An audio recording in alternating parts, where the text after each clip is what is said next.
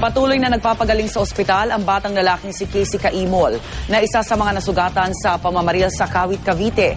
Hiling ng kanyang pamilya, magtuloy-tuloy ang paglakas ng bata para makapagsimula silang muli. Narito ang exclusive report ni Isay Reyes.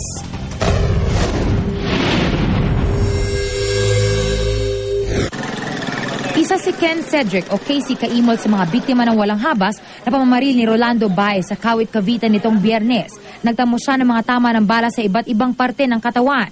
2 sa likurang bahagi, 2 sa kaliwang binti, 1 sa kanang bahagi ng tiyan at 1 sa braso. Ang nakatatandang kapatid niyang si Micaela nakaburol ngayon sa isang parking area na ipinakiusap ng pamilya sa kakilala nila. Napuruhan ng tama ng bala sa dibdib si Micaela. January 4, inoperahan si Casey sa Philippine General Hospital para matanggal ang mga bala. Naging matagumpay naman ang pagkakaalis ng mga ito sa kanyang katawan. Tinahiri ng bahagi ng kanyang bituka na tinamaan ng bala. Bandang alas 9 ng gabi nitong 4 ng Enero, dinala si Casey sa recovery room. Kahapon, inilipat siya sa Pediatric Intensive Care Unit at patuloy na nagpapagaling.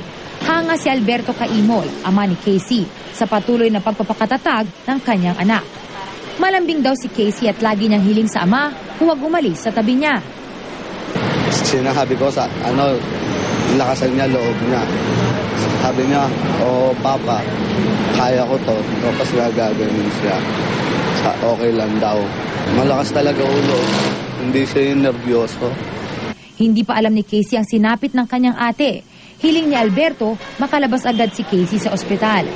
Bago sana may libing yung anak mo. Mga Sabado o kaya Biyernes para makita niya yung ate niya bago man lang mailibing.